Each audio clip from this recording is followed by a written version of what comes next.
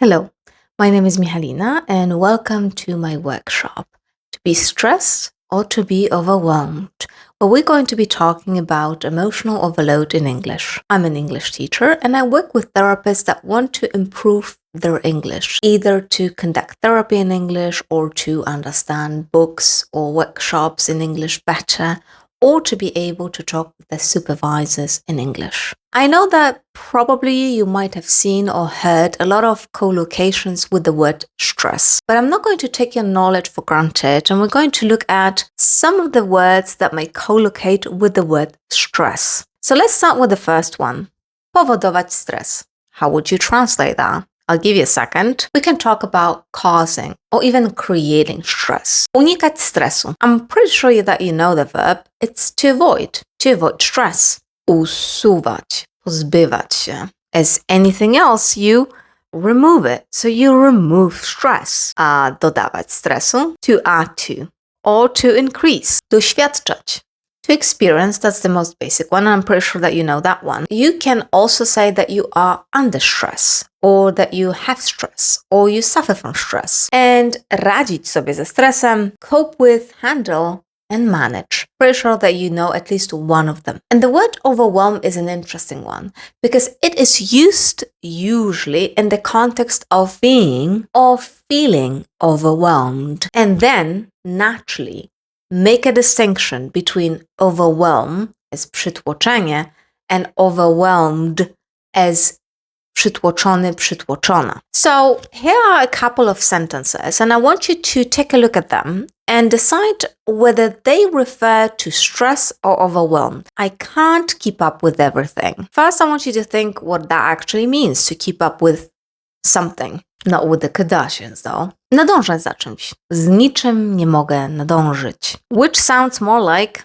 overwhelm. Someone is overwhelmed. Everything feels too much. What do you think that is? Obviously it means, wydaje się, że tak jest wszystkiego za dużo. And that rather refers also to overwhelm. I'm constantly juggling work, childcare, and caring for my mother. To juggle means żonglować. So the person saying that has a really busy schedule because they go to work, they take care of the child or children, and they also care for the mother. So that's probably also overwhelm because this situation must be pretty overwhelming.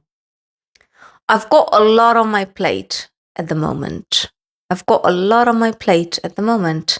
That's a funny saying, to have a lot on one's plate, which means mieć dużo na głowie. My po polsku mówimy na głowie, po angielsku na talerzu. And what do you think that is? Is it stress or overwhelm?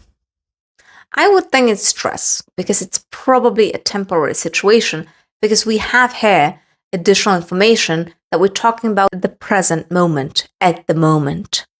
And the last one, I don't know where to begin. I'm pretty sure that that's a sentence that you might have heard, said, or thought about at least once when someone asked you to say something in English. Nie wiem, gdzie zacząć. And that is pretty overwhelming feeling, so I would bet that it's overwhelm as well. How about describing stress? So let's just narrow it down so that we can be really precise. And even if you're not talking about stress yourself, I bet it may come in handy whenever you're talking with a patient and you're trying to understand what their level of stress is. You may even enumerate certain options and they may actually think, oh, this one describes my level of stress best. So let's start with the first one because that's an easy one, okay? I'm giving you a fair shot. Chroniczny. You know, I know that you know that. Chronic. Chronic. Nieustający. I would say constant. Przewlekły. Long term. But I guess constant would also work. Duży, głęboki.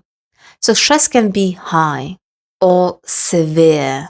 Severe. Sorry, I missed that one. Nadmierny. Excessive. It's excessive. Szkolny. School-related. And zawodowy. Work-related.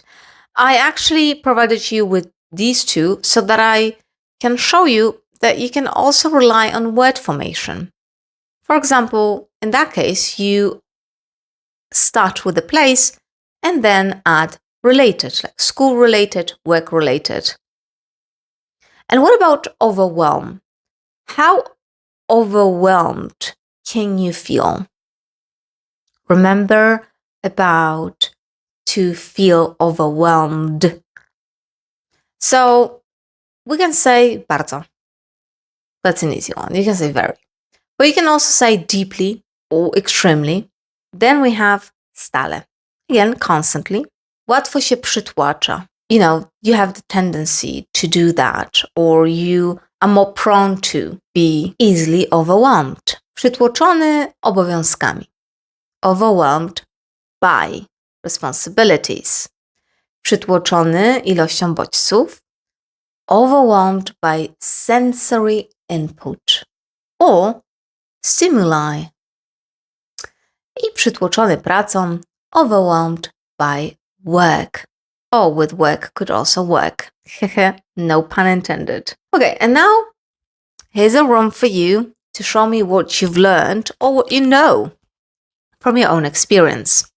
How to translate these into English. Brzmi jakby było tego wszystkiego za dużo. Brzmi jakby is a phrase that we would like to start with. It's actually a phrase that may come in handy quite often during therapy when you don't want to come across as someone who's assuming something, but rather they're observing or noticing something. It sounds like,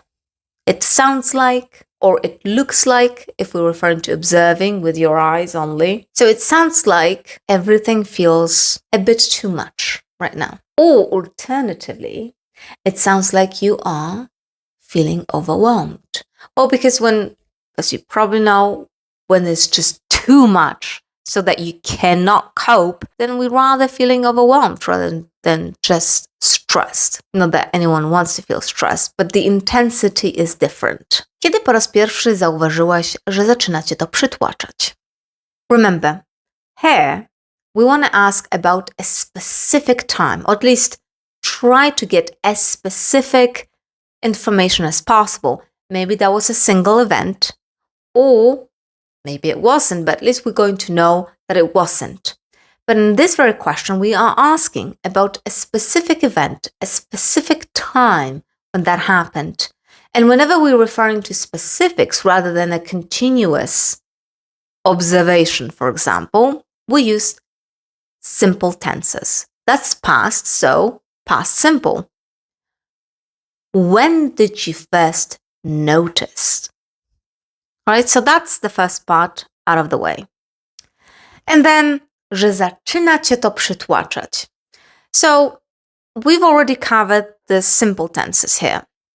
But when it comes to noticing changes, we usually use continuous tenses because you want to express that there has been a change. And additionally, with the verb become, it's also stawać się, right? It emphasizes that that's a process. So when did you first notice it was becoming overwhelming? And here past continuous because it was probably gradual, because I'm talking about the time when you start noticing that something is changing and to become more and more overwhelming, czyli stawać się, the same as in Polish, bardziej przytłaczającym.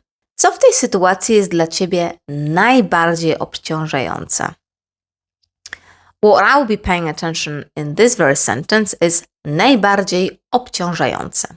Obciążające, overwhelming. But how would we phrase it? Co w tej sytuacji jest dla ciebie najbardziej obciążające? What? And now we have a couple of ways in which we could phrase that question. For example, what feels most overwhelming about this situation? Because we use most because overwhelming is a longer word, a longer adjective. And if it was shorter, for example, cool, that's one syllable, cool. Cooler, the coolest, right? Overwhelming has 4 syllables. It needs to go with most. So what feels most overwhelming about this situation? Or what do you find most overwhelming about this situation? Jak stres wpływa na twoje codzienne funkcjonowanie? Jak jest wpływać? So that's our main verb, wpływać. I'm probably thinking that you're going to say have influence on, right? Or like influence. Remember, there's a difference. To have an influence on something or influence something.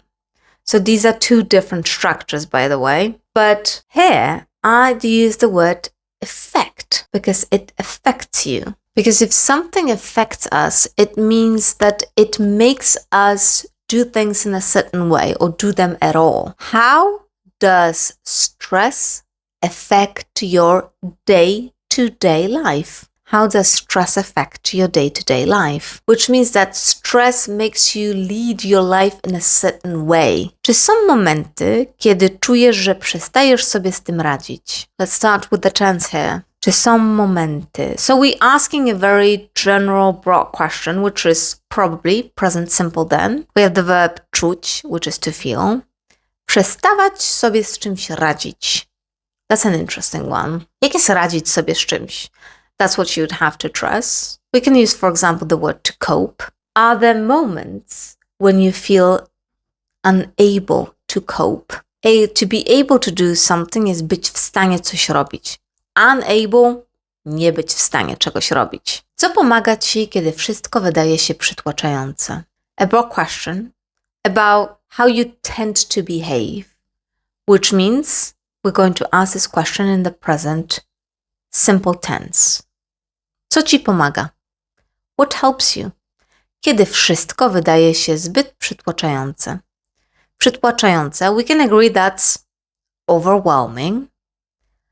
What helps you when everything feels overwhelming? Gdybyś miała opisać ten stan własnymi słowami, jak byś go nazwała? And that's a tricky one because that's a more advanced one. And that's where the second conditional comes in handy. And probably you're never going to find that in any book because grammar books are not written for therapists. Perhaps they should. But the second conditional comes in handy whenever we talk about imaginary situations, something that is not real. So we want to give an example or give someone a piece of advice or make a suggestion.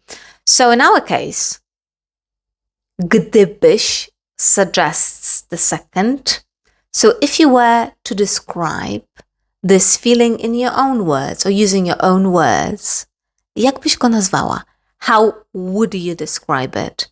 So we start with the past tense and then the second clause, so in the second part we have would. I hope that you enjoyed this workshop. You are more than welcome to send over your answers to whichever exercise you'd like for me to check. You can also let me know if you'd like to receive additional workshops that I'm going to conduct. And I see you in the next one.